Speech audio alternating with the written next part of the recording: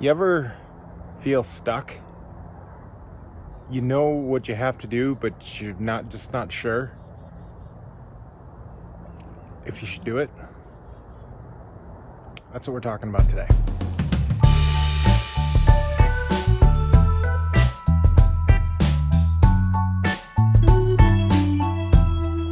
Now, luckily, this is not about some major life issue or something like that, but the same can be true.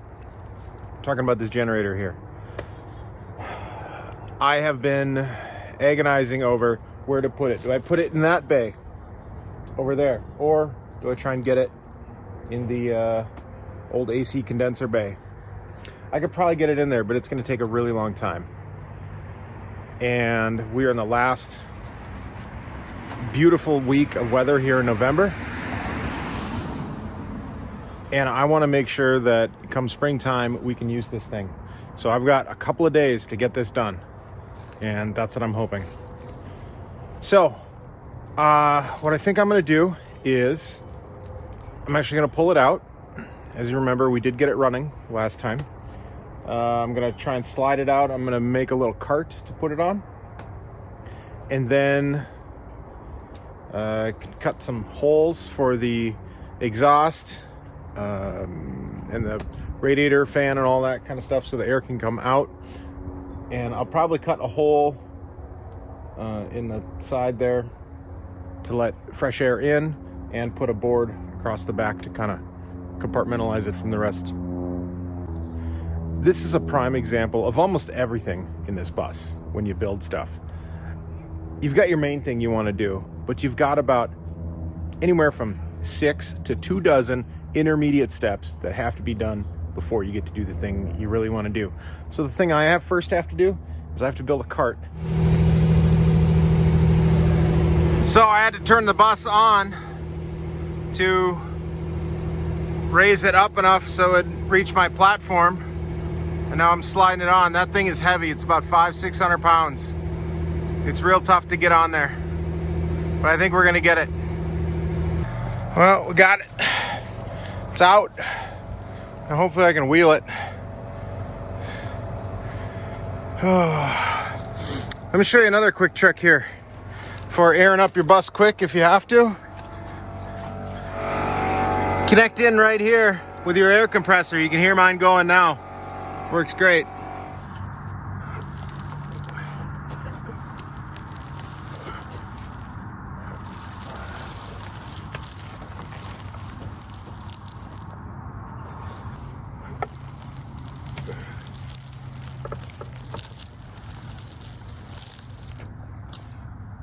Oh, this thing's heavy.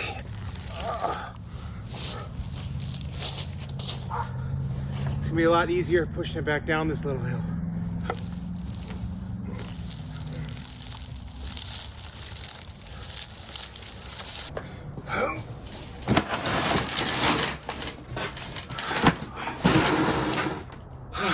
In the garage, it's here. That was a lot of work. Oh. Got plenty of mess over here now. But now we can get to work on prepping this bay. Well, you could tell on that test run where the exhaust was coming out, that's for sure.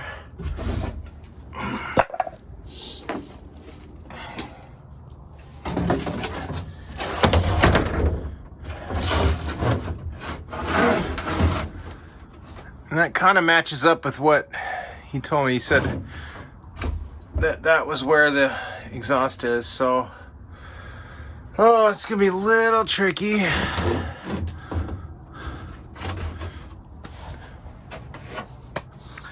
I know when these close, I think you get most of this compartment room, most of it here. But I do need to worry about.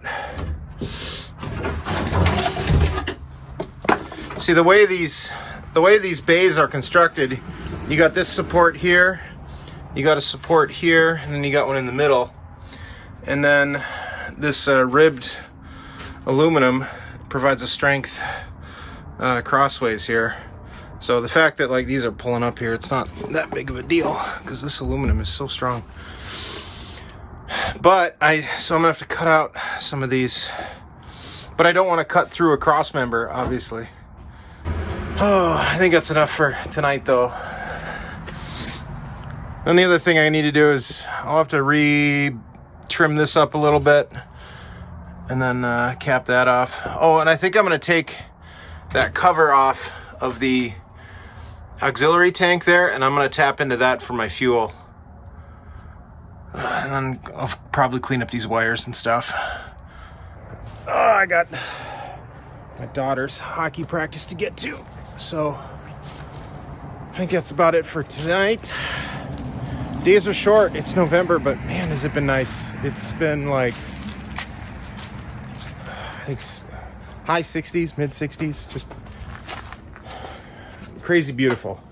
But in the next week, this time next week, we might have snow, and that's it. There's no more fake fall or fool's summer, anything like that. Nope, it's done after that for sure.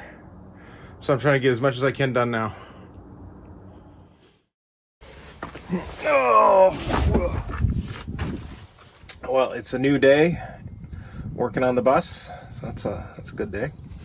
What do we got going on here? Well, as you can tell, I'm disassembling stuff, and you might be thinking, wait a minute, I thought this was a generator video, not a diesel heater air video. Diesel, yeah, air heat.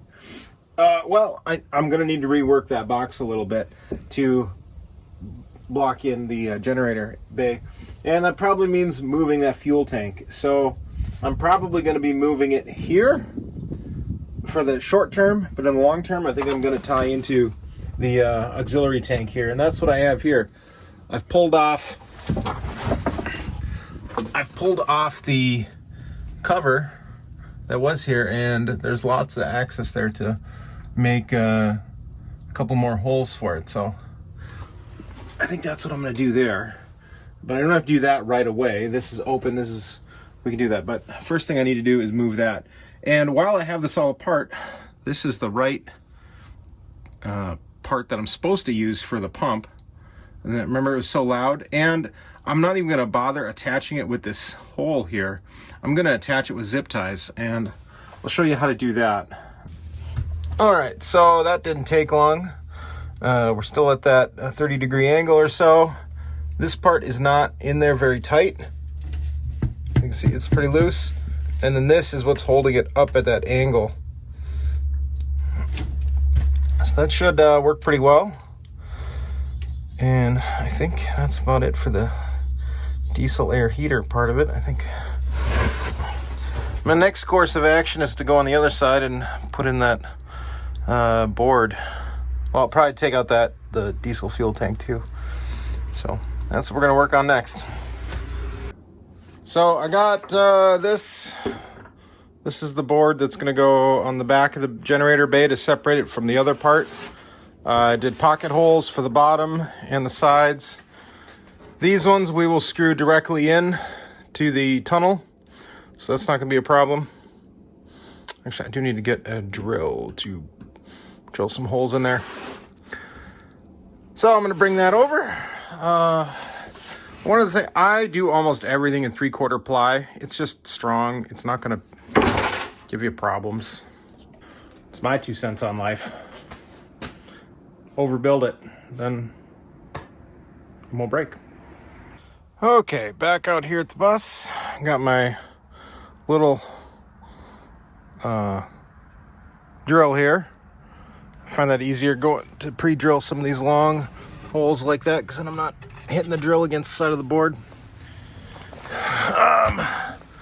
But I know there's something that's been giving everybody a lot of anxiety, along with myself, and it's these wires here, right? Oh, look at all those wires, wires. They're horrible, these horrible wires. I don't like them either, so I got a plan. Bought me some of this stuff from the Amazon. 50 feet of this stuff that goes around wires to protect them.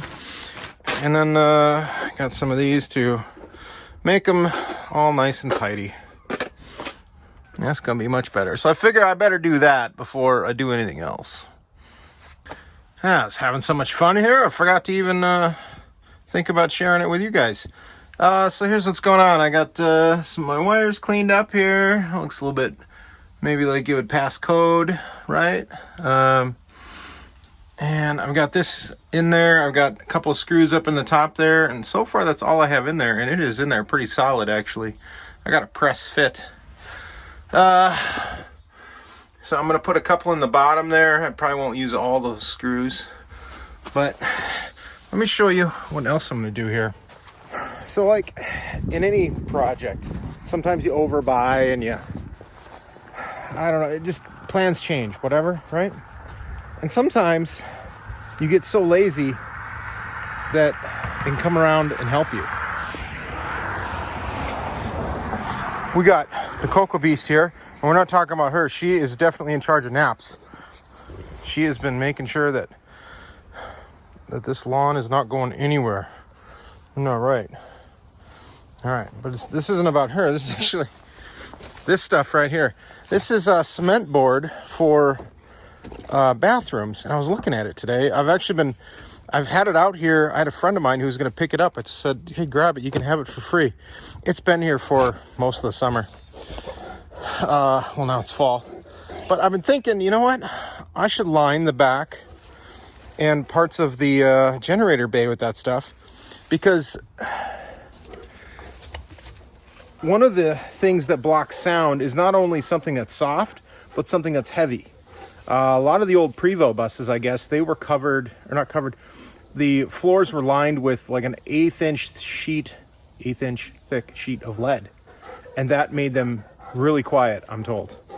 You can see it's lighter weight cement board, so it's got foam balls in it, but, and I figure, well, it's also got to be pretty flame retardant, I would think. So I'm going to put this against there, and what's the worst that can happen? Okay, that is in. I'm not going to worry about putting that cement board in quite yet. I suppose I could, but I don't know. Kind of want to sort this out a little bit here. So I think what we talked about before was having this, positioning this. Okay. So this is, like I said, this is the plate, or kind of a little block off plate that the previous owner had, and it looks like the edge of it sat right here, and I would love to actually move it over just a little bit. Now it's going to need room for the radiator to suck air in over there, but it's going to be coming in over here, which is, I know, a little weird, but it'll make it over.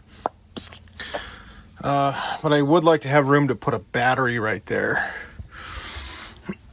So I think I might trim that before I do too much in here. All right, got things marked here with my purple marker. So cut here for the generator vent. I got the manual out showing where all the cutouts are. I'm not gonna do this one, at least not yet. I figure if I need to service the bottom end, I could pull it out or possibly cut from the bottom. I just don't want to do this quite yet. And maybe that's me being stupid. I don't know. And then these two holes here, again, I'm leaving this middle part. This is for the air vent out, and it's gonna work out kind of nice here. At least I think it'll work out nice, where the edges of this rib here is going to help force the air down into that hole, and same with this. So I think that's going to work out good. It's starting to look like something now, huh? Got some vent holes here. Might add more there. Got the cement backer board up. I'll probably put some spray foam in those little cracks down there. But I think it's time to start cutting. Let's see. Let's do that little one first there and see where that gets us. Pro tip. Angle grinder is actually pretty good for starting a hole, but it's not good for cutting through this aluminum. The old jigsaw there works way better. So just Food for thought there.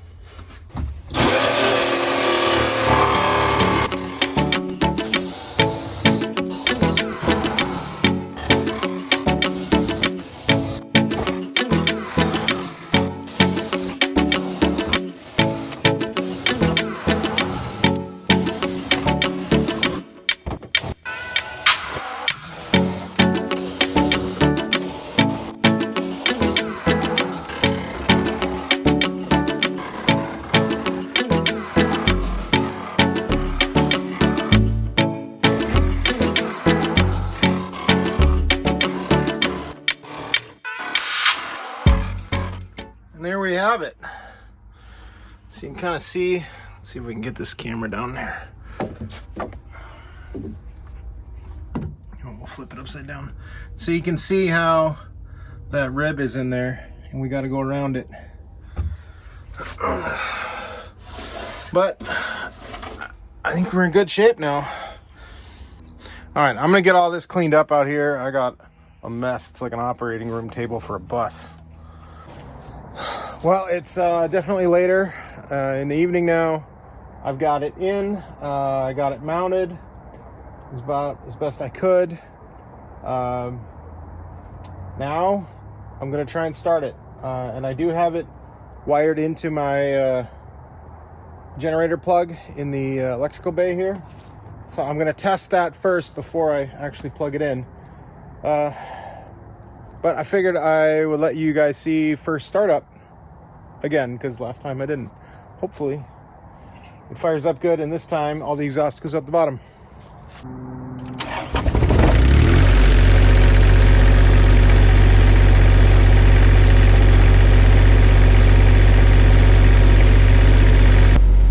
So there, it's running. I don't know exactly how loud this seems to you, but there is some noise, but it's a very low rumble, very low. I don't know how it is inside. Maybe we'll go and check that out. Actually, but first, before we do that, I'm gonna grab my multimeter and I'm gonna see what we're getting for voltage. And then maybe we can apply a little bit of loads, see how it responds to that. Because remember, one of the reasons why I got it such a good deal as I did is the previous owner was having problems with voltage. So, all right, we are getting good voltage there. Let's plug in. All right, let's go see what the VRM thinks about it, or the Victron system. Well, it seems pretty happy with it so far. I can definitely smell some diesel fumes. I gotta route that exhaust out for sure. What am I looking for? All right.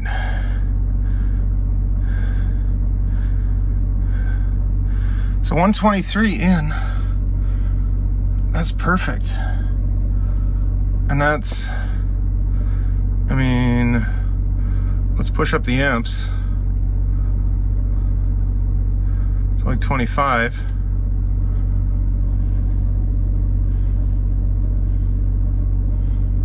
Is it taking it? Not yet. Oh, because we're gonna absorb. We've already hit absorb voltage, so it's not gonna do anymore. All right, I'm gonna go turn on a heater quick. All right, so now we got a heater going. So what are we pulling? 2200 watts, it seems to be perfectly happy.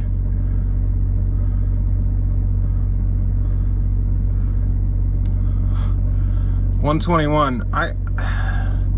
I can't be too upset with that. I mean, is that a full 25 amps? I don't know. What if I push it up to 30?